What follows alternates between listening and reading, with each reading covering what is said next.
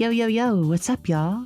So, I love video games, as you could have probably guessed. I mean, look at me, that's a clear Super Mario reference right there. And orange, Donkey Kong, the oranges from Donkey Kong. But anyone that knows me in real life could tell you that one of my favorite parts of these things is the music. I'm one of those slimy poxes on humanity that almost exclusively listens to video game soundtracks. But when a stranger, someone that doesn't know me very well, asks me about my music tastes in conversation, I usually just kind of throw out some random band names on the spot or something as to not embarrass myself. But a weirdly specific aspect of this interest that I get a lot of joy from is the trivia surrounding these soundtracks, more specifically the little secrets and intriguing details that show up from time to time within them. This could be anything from parts of songs that are referenced in other songs, other games, or even other franchises, tracks that are remixed or reused in other games, hidden secrets in songs that can be found when reversed, pieced together differently, or edited in some way,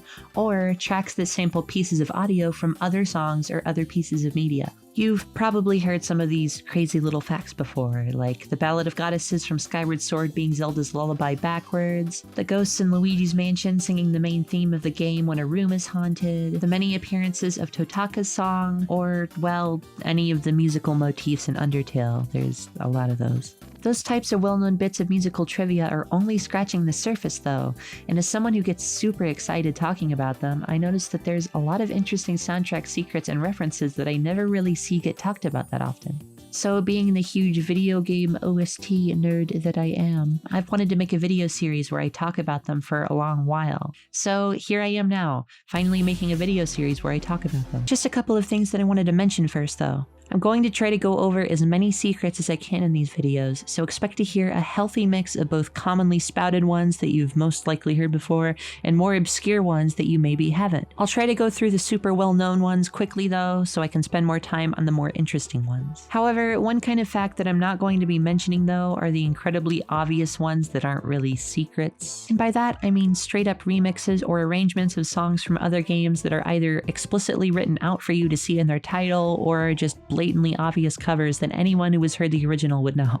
So I'm not going to be pointing out things like, hey, did you know that Super Smash Bros. Has the Mario 3 Fortress theme in it? Because it literally says the name of the song it's covering right there. Or, did you know that the tutorial music from Bowser's Inside Story is the Mario theme? Because although the name of the song isn't Mario theme, everyone who has played this game has encountered it and knows that if they have ever played another Mario game in their life. It's not hidden or subtle in the slightest, it's literally just an obvious cover. Not to say that I won't mention references that are just straight covers or remixes, but they have to have at least some element of subtlety or obscurity for me to consider it an interesting fact. Another thing is, I'm going to try my best to avoid any supposed references or secrets that are just huge stretches. Like, remember when people tried to say that the consecutive hit sounds of a volley in Wii Sports Tennis was actually Totaka's song somehow? I still don't know why anyone bought into that. This also includes little bits of music that sound like they're a reference to another song, but are obviously unintentional or just a coincidence. A good example of this would be something that I noticed from Breath of the Wild a while ago. In the track Ruins, there's a tiny bit of piano that sounds almost exactly like the opening fanfare to Super Mario Galaxy.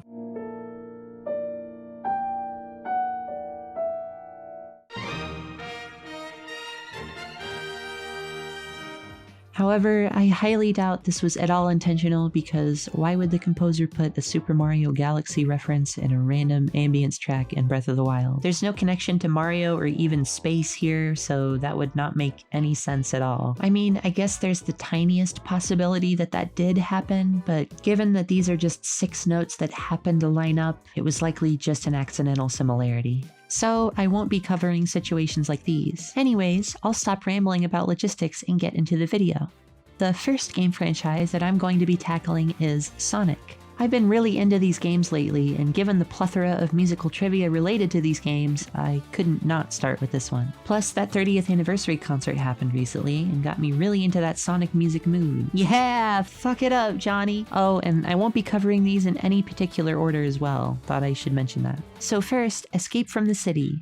Probably the most iconic and well-known song in the Sonic franchise next to, of course, Green Hill Zone. It's an absolute staple of the Sonic-style butt rock genre, and a great song overall. But there's actually some interesting references surrounding a certain version of the song. But first, I have to show you this song from Sonic 3's competition mode, the Endless Mine stage, for context, particularly this section.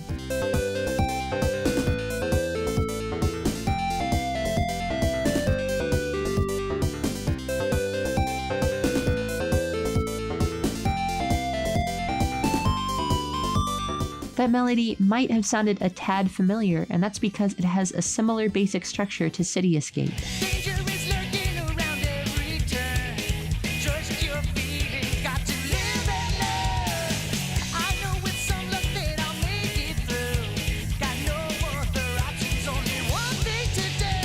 It's only a vague similarity though, the notes are quite a bit different. I wouldn't call Escape from the City a direct reference to this song really, but it's very likely that it was inspired by the feel of this song. Or again, could just be a coincidence. I wouldn't have even mentioned this fake connection though if it wasn't for Sonic Generations, where the actual reference comes into play. This game gave us reimaginings of a lot of great Sonic levels from all over the series. Well, pre-2011, that is. No, Casino Forest or anything. What an awful fucking theme.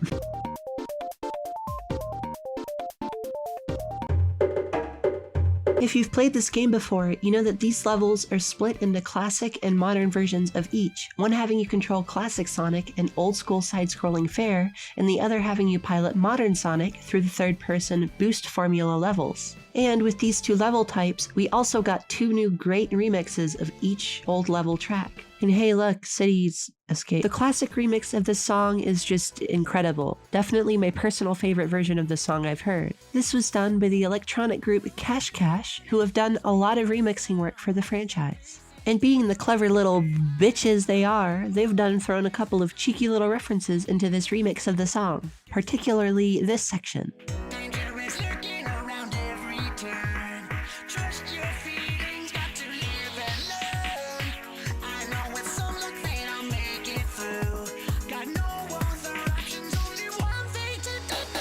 This part was auto-tuned to be a nearly one-to-one recreation of that melody section from Endless Mine.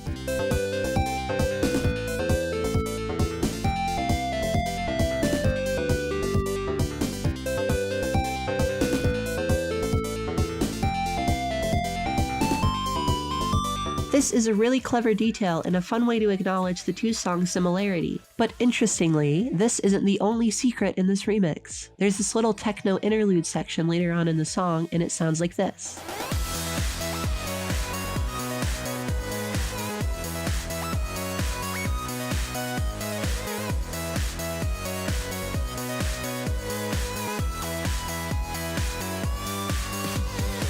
If this doesn't sound familiar, that's probably because you haven't played the Sonic Adventure 2 demo, which is an earlier build of the first level packaged with Phantasy Star Online as a little teaser. This version has a strictly instrumental version of Escape from the City with no lyrics.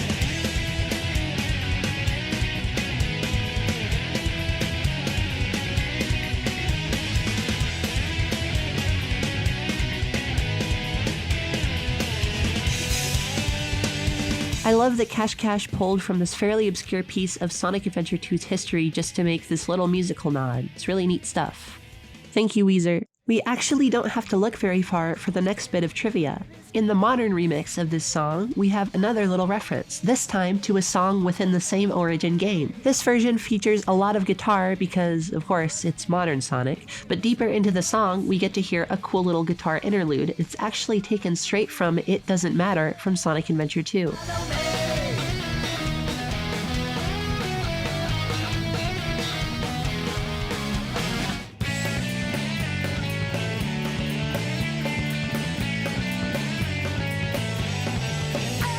Sonic Generations gives so much love to the music of Sonic, and I just love it.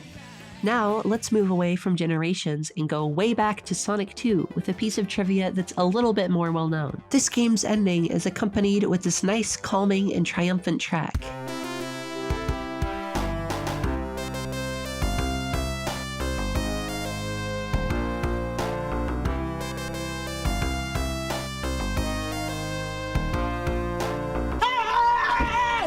But as some of you may know, this melody is actually not at all original to Sonic. This song is actually taken in its entirety straight from the 1992 song Sweet Sweet Sweet by the Japanese band Dreams Come True.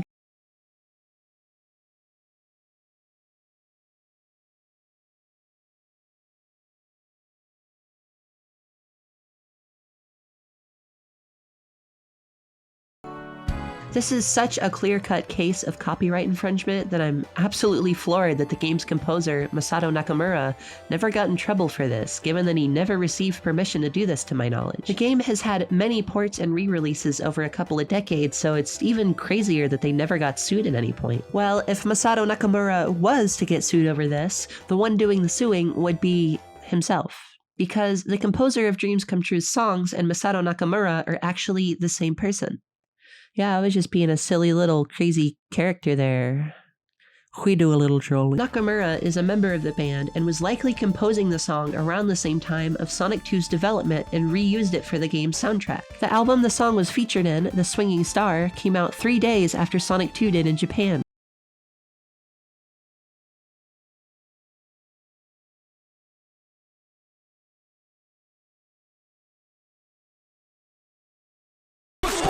Speaking of Masato Nakamura, you probably saw him in that little intermission section during the 30th anniversary concert, where he even mentions his band. However, a part in particular might have confused a lot of people. We'd like to announce a surprise for the familiar theme song, Green Hill Zone. My band, Dreams Come True, is going to drop the song as a new single. My music partner, Miwa Yoshida, has written new lyrics, and it is my honor for her to sing vocals in this new rendition. That's a neat little announcement, but new lyrics? Does that mean there were old lyrics to Green Hill Zone?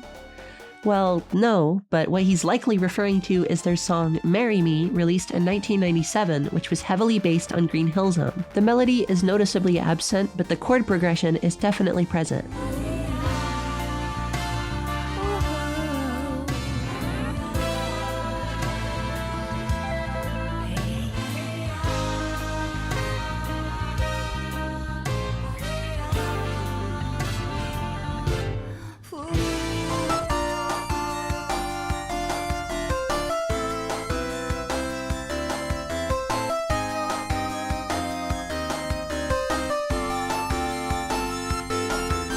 So, Nakamura composed Green Hill Zone that released in 1991, then wrote Sweet Sweet Sweet for Dreams Come True that was also used for Sonic 2's ending theme, which both released in 1992, and then used the chord progression from Green Hill Zone to write Marry Me, which released in 1997. If that was all too confusing and you followed none of it, hopefully the one thing you will take away is that Masato Nakamura is a cool-ass dude. Anyway, let's talk about some more interesting reusing of music in a section called, Whoa, that song is actually from Sonic 3D Blast for the Sega Genesis and Saturn? Oh, okay. Sonic 3D Blast is a game that many people know of, but doesn't seem like a lot have actually played. I certainly haven't played it. What do I look like, the frickin' Sonic historian over here?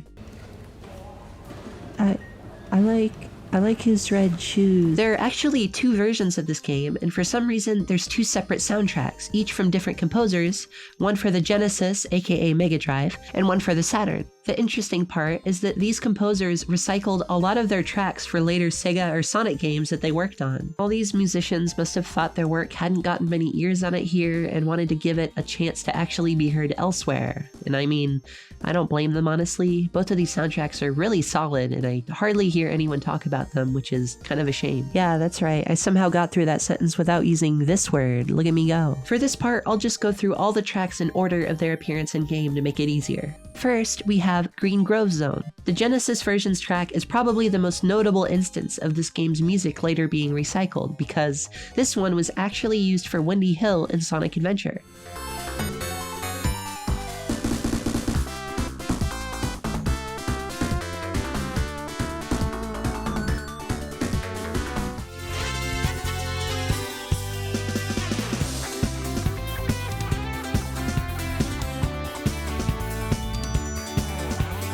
This definitely became a very well-liked song in Adventure, so I'm glad this track was able to get some love later down the line. Now, the Saturn version is a completely different song and sounds like this.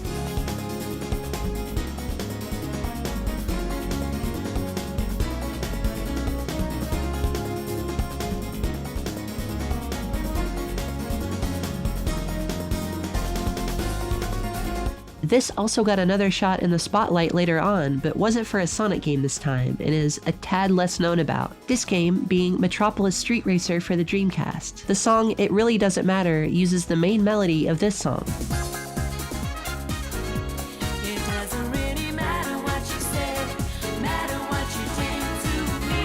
I'd never heard this song before researching this video, and I gotta say, this is a certified banger. Next, we have Diamond Dust Zone, which has a lot to talk about. Both of these versions, once again, had their songs referenced and reused in games later down the line. Unfortunately though, the first instance of this was not a good thing at all, given the game that did the reusing was Sonic Chronicles.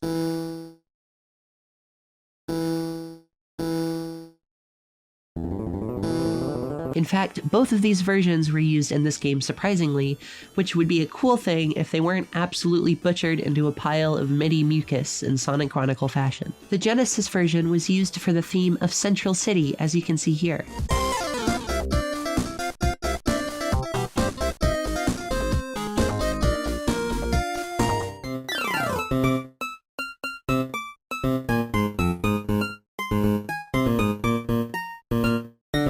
And the Saturn version was used for Blue Ridge Zone.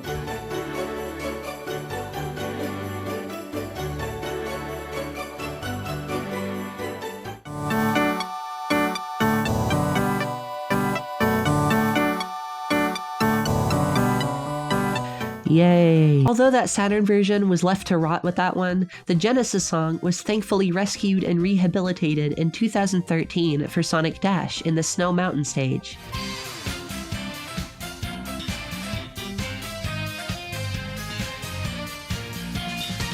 And, fun fact, this exact version also appeared in the soundtrack for Mario and Sonic at the Sochi 2014 Olympic Winter Games. This is clearly listed as the title of the origin song though, which I probably wouldn't have mentioned, but I'm not 100% sure which game this was originally arranged for, as they both came out within the same year. Could be another instance of a track getting created but shared between a couple of games that were in development together. Anyways, moving on to Volcano Valley Zone. Shit looking like marinara. The Saturn version was the only one this time to get the recycle treatment by, yet again, Sonic Chronicles. The track Kron Colony... the fuck is Kron? The track Kron Colony is the one to use this tune in wonderful 1D audio once again.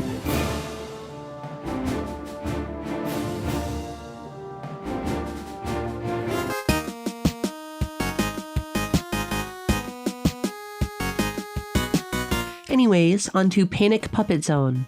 Again, never played this game, so I have no idea what the fuck that's even And hey, another Genesis track got into Sonic Adventure. This time, the song that plays in the Twinkle Cart of Twinkle Park.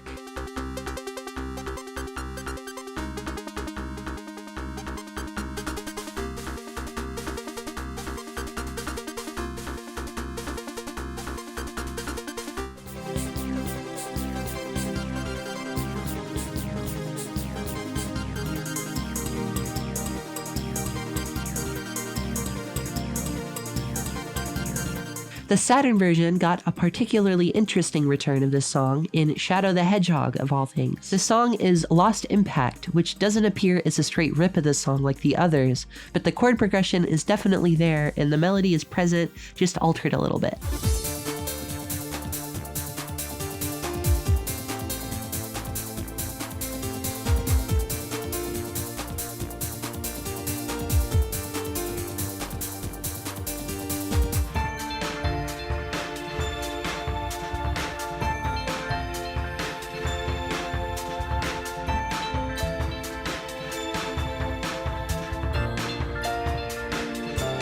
There's actually another game that reuses this song as well, and that's... oh, for fuck's sake. The song is actually used twice here, first in the Metropolis track,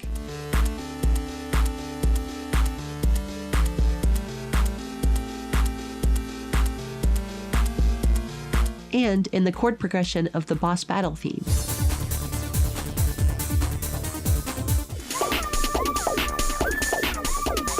Unfortunately, we haven't escaped Chronicles yet because there's one more track from 3D Blast that shows this as its form of execution, the Genesis final boss fight.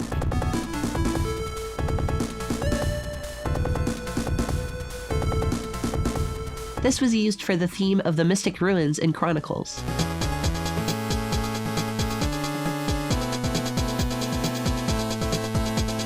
Unfortunately, there's quite a few more musical references from Sonic games in this soundtrack to go over, but I'll save that for another time because I'm tired of talking about this fucking game. And hey, we're on the last reused track from 3D Blast, but this one is actually not even in the game. It's this unused boss theme that was later repurposed for Sonic 4's boss theme.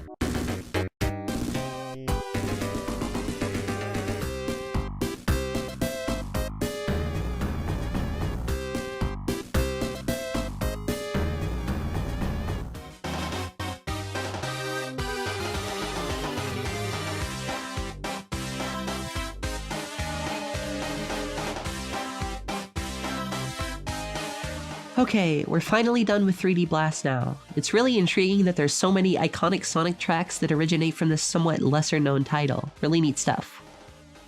If I can prove that I never touched my balls, will you? So hey, thanks for sticking through. There's obviously a lot more Sonic music trivia out there, so expect some more parts. And as I mentioned, I'm hoping to make this a whole series, so expect videos on other games and other franchises as well. A lot of you watching right now probably came from my FNAF plushie video, which I did not expect to get the attention that it did, so thank you a lot for that. But don't worry, I am starting on part 2 for that one as we speak. That type of video takes a lot longer to push out though, given the length and amount of artwork I have to create. So I wanted to start uploading some kind of shorter videos like this to fill in those gaps. And I just have a lot of different ideas for vids and series in general that I really want to create, so expect some other wacky stuff besides those two as well. Anyways, if you guys have any other musical secrets, references, or interesting details from a Sonic game that you know, definitely let me know in the comments or on Twitter. I do have a list of material that I'm already planning on covering, but I'd love to get my grubby little hands on anything else I can add to that list. If you have a really interesting one that I didn't know about, I may even shout you out, who knows. Also, if there's a game or franchise that you'd like to see me cover in a future episode of this series, tell me in the comments as well.